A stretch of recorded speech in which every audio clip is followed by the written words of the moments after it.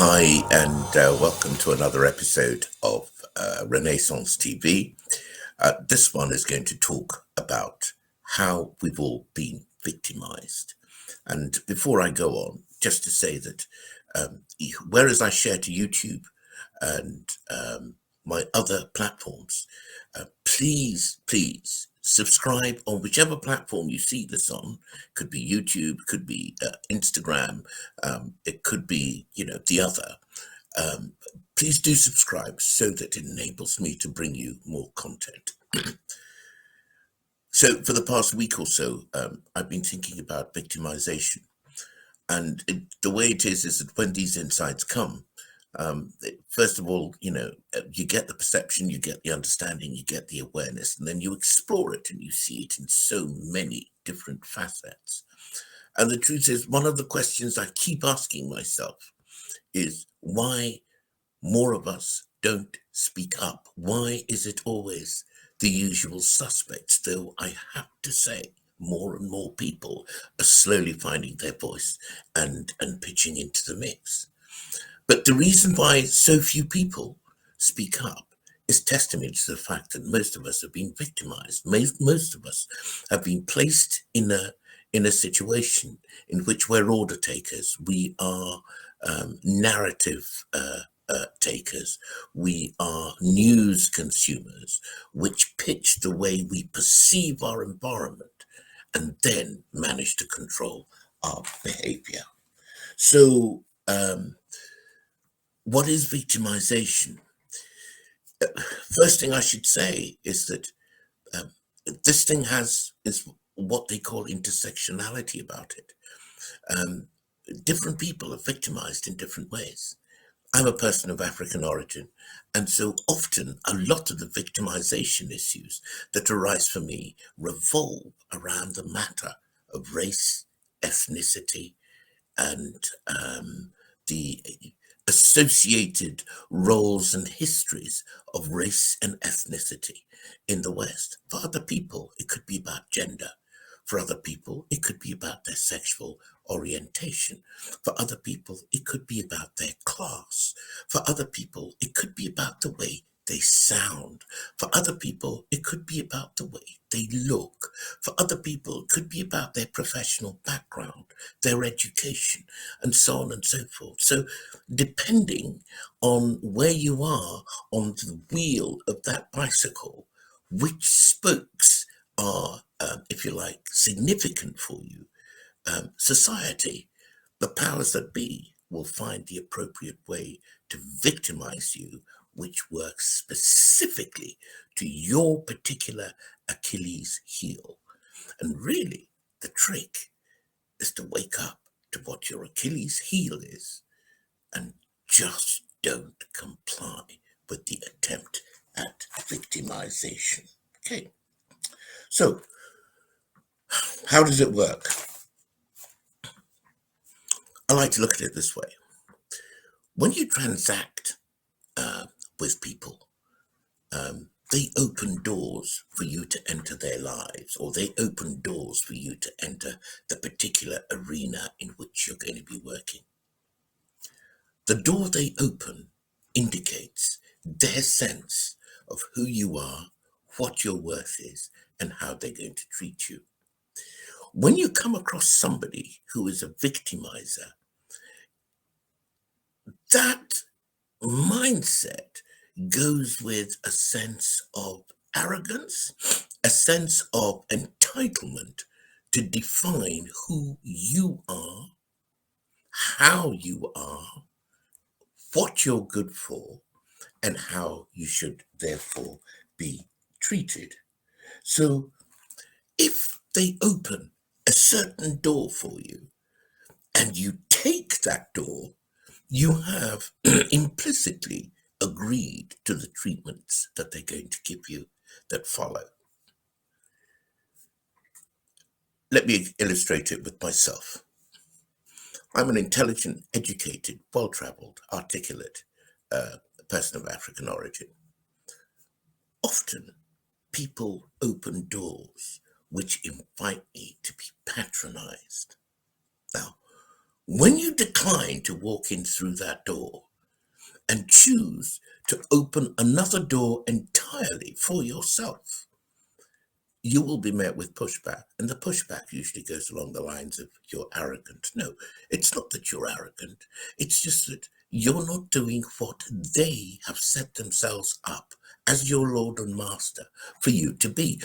For a person of African origin, basically what their anger derives from the fact, or their discomfort derives from the fact that actually, no, I don't want to be your Negro. I'm not on your plantation. I am a sovereign human being with my own agenda, with my own life mission, with my own life purpose, and unlimited possibilities for my life. That upsets a lot of people. So victimization requires that the person who is being victimized lock in with the agenda, the kind of life view of the person who is doing the victimization. And the truth is that for most of us, especially people of African origin, and again, I'm speaking to my intersectionality, please try and think laterally along this and think about your intersectionality so that this post will be of use to you. Is that most of us have been set up in this vision of the world, which requires that the world be divided so that it can be ruled. Now, actually, this picture has been painted all over the world. It's just that when it comes to people of African origin, it may well be a little bit more obvious because of the very recent history, particularly since the scramble for Africa, the Council of Berlin, I think it was 1878, sometimes I get the date wrong, in which the European powers basically decided to carve up Africa, which is why if you go to Africa, look at the map, you will see that it is a continent with bizarrely straight national border lines, which just don't happen. And some of these borders don't, kind of relate to physical geographical characteristics of the land, of the flora and the fauna. It's because these things were drawn up by civil servants for their convenience, according to their image of the world. So the whole idea is that we can all be divided one from the other so that we can be effectively ruled. Now, while this process of divide and rule goes on, there is another process which plays in the background of that, which is one of bribery. Because for us to be divided, we must be incentivized with something to buttress that division. So in the case, for example, of ethnicity, what they did, the powers that be, and I'll save who they are for another post, what they did was to give people of European origin a whopping great bribe of telling them that they were God's exalted ones.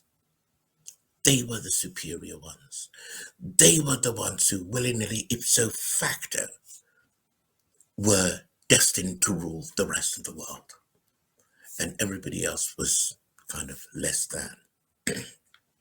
And it's a powerful bribe. Because while you're being fluffed up and your ego is being puffed up, that you are actually superior to everybody, it's easier for you to overlook the fact that, in actual fact, you are also being predated upon. Because even within the European firmament, there are divisions and layers and hierarchies of power, authority, and status.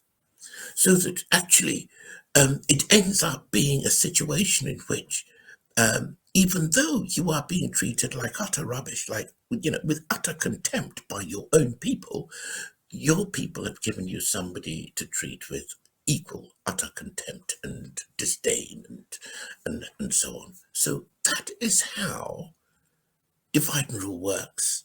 That is how victimization works. And going forward, it is maintained by another thing. It is maintained by shame and guilt, usually. Who in their right minds likes to admit to the fact that they've been conned by somebody, a person who is treating them like utter rubbish, for them to treat somebody else with utter contempt and consciously own up to what is going on. Personally, I would really struggle to do that because I would say, like anybody else, has a requirement that I see myself as a good and decent person.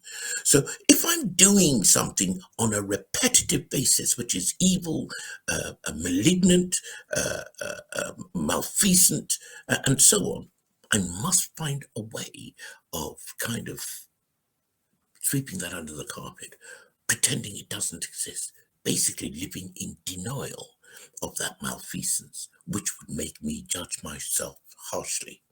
So victimization goes hand in hand with oodles of denial and pretending actually what's going on isn't happening.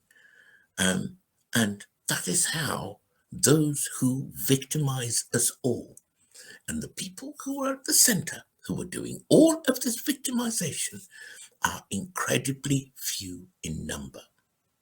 They'd have the lifespan of a snowflake in the Sahara if we all woke up to what it was that they were doing. They would be absolutely, they would be completely destroyed in a nanosecond. That is why it is so important that they keep the layers of lies, deceptions, bribery, and denials up to par. Now, there is something which is really positive in all of this, and there's a reason why I'm even able to make this post now. I would say that since the regressives made their huge lunge for power, which is still in play, by the way, the situation with the Ukraine, where we're all being threatened with the possibility that, okay, Russia's going to invade Ukraine, NATO won't take that lying down, so NATO's going to have to respond back. There's a possibility of a hot war kind of blowing up out of nothing. In Canada, this is Canada, there are all kinds of revelations coming out about the financial incentives that are open to President Trudeau and the Canadian government for making sure that Canada keeps her vaccination levels extremely high. Turns out that the patents for the nanolipids, which are a fundamental ingredient of the Moderna and the Pfizer-BioNTech vaccinations, which are fundamental instrument in that, but were licensed to a Canadian company, and that every time anybody gets jabbed with one of those injections, the government of Canada gets a bump. What in England we call, kind of in the slang, they get a bunce. They get a kickback. They get a check. They are financially incentivized so that whether or not people are being killed, adversely impacted, and so on by this vaccine, Canada's still making money. And it does make you wonder as to the bona fides of that government in its attitude to these truckers who are saying, no, we don't want a mandatory vaccination program going on.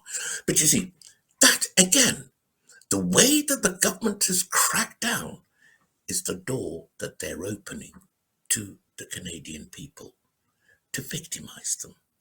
If the Canadian people walk through that door, we all know what they're going to get. And it illustrates the narrative I've made much earlier. But to close this off now, since what I call the awakening, and I number that really from the days where we got locked down in the United Kingdom, which would have been March 2 years ago, March 2020. And people started to observe the many false narratives we were told, to the point now when so many people, millions of people, have been jabbed with this so-called vaccine, this experimental biological agent.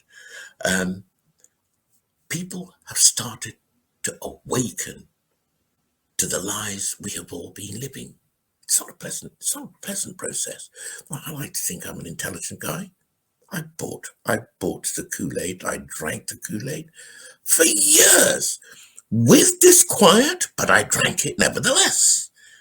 So, yeah, we all share the culpability for the situation that's come about. The question is, which direction are we going to walk now? So what I can say is that since the awakening, since people like Dr. Mike Eden, Luc Montagnier, David Icke, who has been on this since the 90s, I mean, that's been 30 years, extraordinary strength in the face of the most appalling vilification and so on. All of these people slowly are landing their points. People are beginning to awaken to the fact that we are actually being divided and ruled. And people are slowly awakening to the fact that racism, for example, which I speak of because, yes, it is my point of intersectionality. For other people, it'll be something else. It'll be class. Other people, it'll be the way they speak. Other people, it'll be, their sexual orientation, whatever it is. People are awakening to the fact that these are all devices for dividing and ruling us and victimizing us. And so once we awaken to the fact that that's the door the regressives are opening for us to walk into, we get the option to decline to enter that door and to open another door by which we will enter society and engage with it. Thanks so much for listening. Please subscribe, as I say, to my channels, and look forward to joining you further on. Share, comment, and subscribe. Thank you. Bye.